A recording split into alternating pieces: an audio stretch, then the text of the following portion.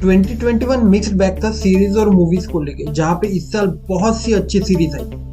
तो इस वीडियो में हम उन सीरीज के बारे में डिस्कस करने वाले हैं जिनका सीजन 1 इस साल रिलीज हुआ है। लेकिन उससे पहले उन सीरीज के बारे में बहुत ब्रीफ में डिस्कस कर लेते हैं जिनका सीजन 2 या फिर उसके आगे के सीजन्स इस साल रिलीज हुए। इसमें सबसे पहले most popular series Money Heist, जिसका सीजन फिनाले इस साल रिलीज हुआ।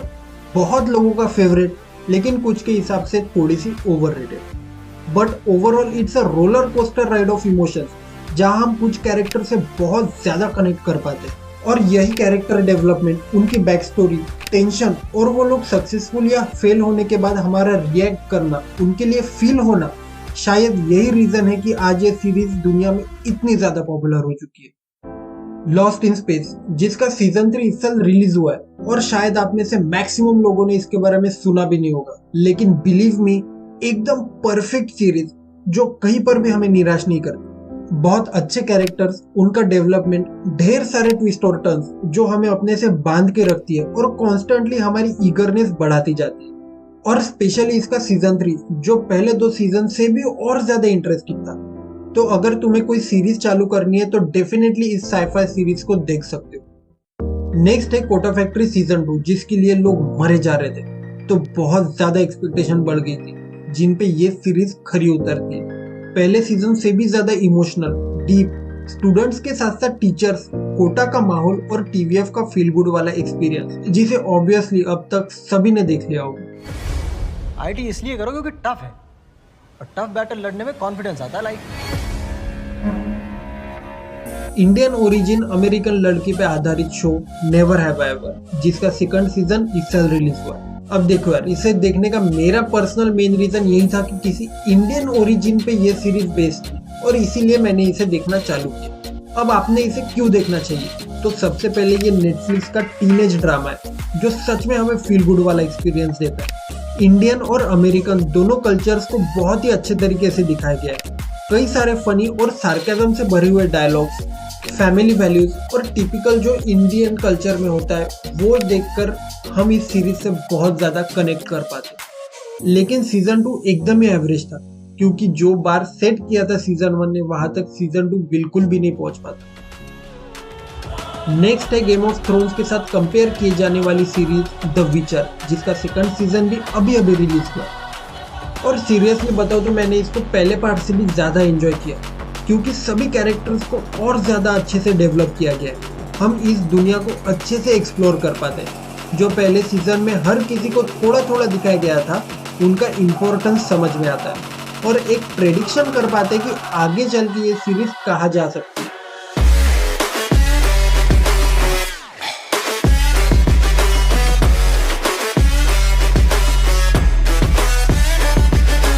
अब चालू करते हैं अपना असली वीडियो, जहाँ पे हम उन सीरीज के बारे में डिस्कस करने वाले हैं जिनका सीजन 1 2021 में रिलीज हुआ है, जिसमें सबसे पहले है most popular series squid games. चाहे आप नेटफ्लिक्स के सब्सक्राइबर हो या नहीं, लेकिन इस सीरीज के बारे में सुना जरूर हो। कोरियन सर्वाइवल ड्रामा सीरीज, जिसमें ग्रुप ऑफ कंटेस्टेंट बच्चों का गेम में सर्वाइव करने के लिए स्ट्रगल कर रहे हैं। लेकिन ये सब अपनी जान खतरे में क्यों डाल रहे हैं? क्योंकि इन सब लोगों को कर्जा चुकाना है और गेम जीतने वाले को लाखों करोड़ों रुपए का इनाम मिलेगा।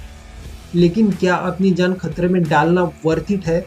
इसका जवाब तो सीरीज में ही पता चलेगा। अगली सीरीज है स्वीट टूथ, जिसमें एक पोस्ट एपोकैलिप्टिक दुनिया दिखाई गई है जहां लोग डेडली वायरस से सफर कर रहे हैं और इसी बीच कुछ हाइब्रिड बच्चे पैदा हो जाते हैं, जहां पे अपना प्रोटैगोनिस्ट आधा आदमी और आधा डियर है, जिन पे एक्सपेरिमेंट करके वायरस का एंटीडोट खोजने के ऑर्डर्स मिले। सीरीज हमें सोसाइटी के दोगले रवैये, डिस्क्रिमिनेशन, बच्चों का काइंडनेस, ह्यूमन साइकोलॉजी और खतरे में बिना तर्क के डिसीजन लेना, ऐसे कई सारे टॉपिक से सीरीज डील करती है। But some bad people are still out there, Gus. If I hear a voice, I will run. if I see a human, I will hide. Come here, little freak.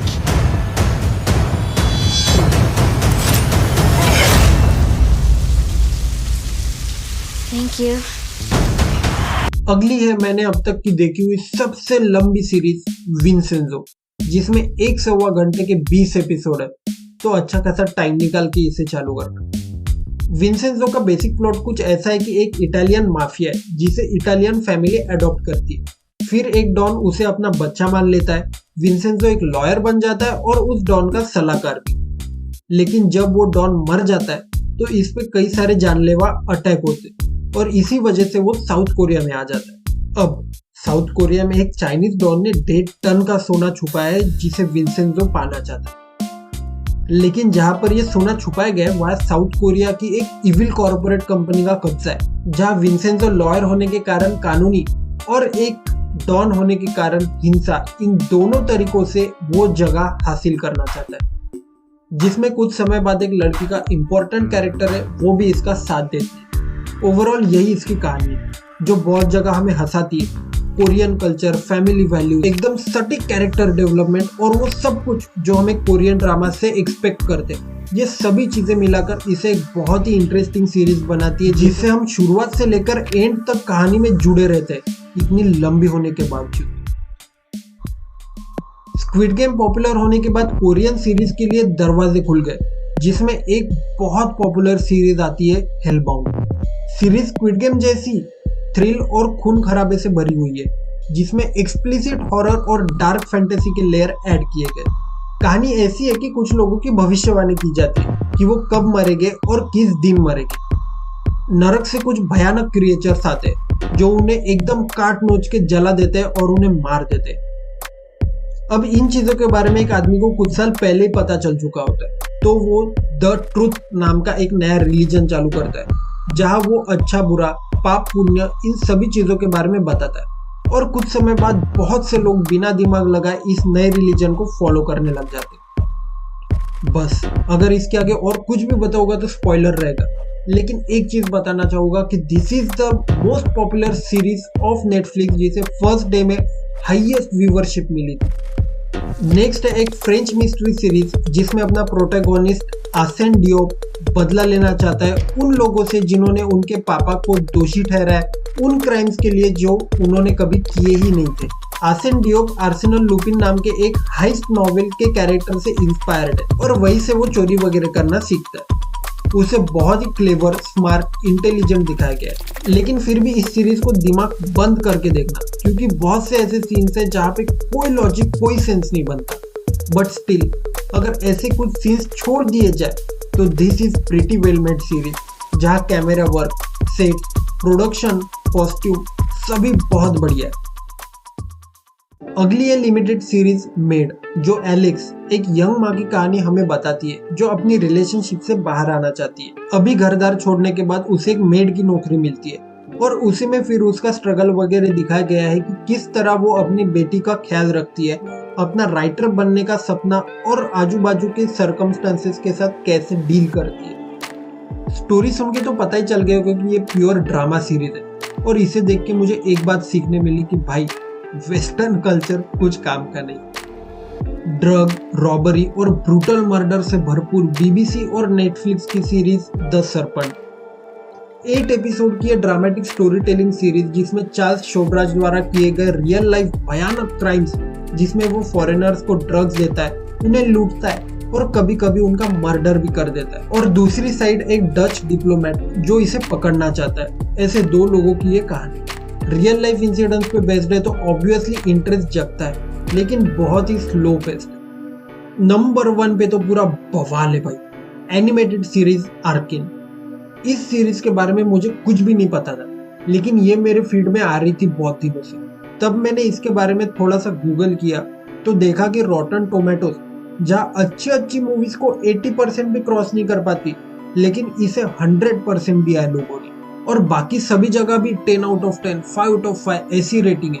And believe me, this is worth it. देखो, जब भी कोई movie या series video game या फिर comic से inspired होती है तो उसे इस प्रकार से बनाया जाता है कि उसके हार्डकोर फैंस इसे पूरा एंजॉय करेंगे, लेकिन जो नए व्यूअर्स है उन्हें कुछ भी समझ में नहीं आएगा। या फिर कभी कभी न्यू ऑडियंस को ध्यान में रख के बनाया जाता है जो हार्डकोर फैंस को डिसअपॉइंट करता है। लेकिन ये सीरीज इस चीज में 100% जस्टिस करती है, जिसे एक ऐसा व्यूअर जिसने लीग ऑफ लेजेंड्स के बारे में कुछ भी नहीं पता और जिसे सब कुछ पता है, ऐसे दोनों प्रकार के व्यूअर्स देख सकते हैं। इस एक्शन फैंटेसी शो की स्टोरी दो कैरेक्टर्स के अराउंड है जो ऑब्वियसली मैं नहीं बताऊंगा क्योंकि वही इसका सोल है। और साथ में मेरे हिसाब से best animation ever done, background score, visually stunning, gripping और इमोशनली ड्रिवन प्लॉट इस सीरीज को मस्ट वॉच बनाता है।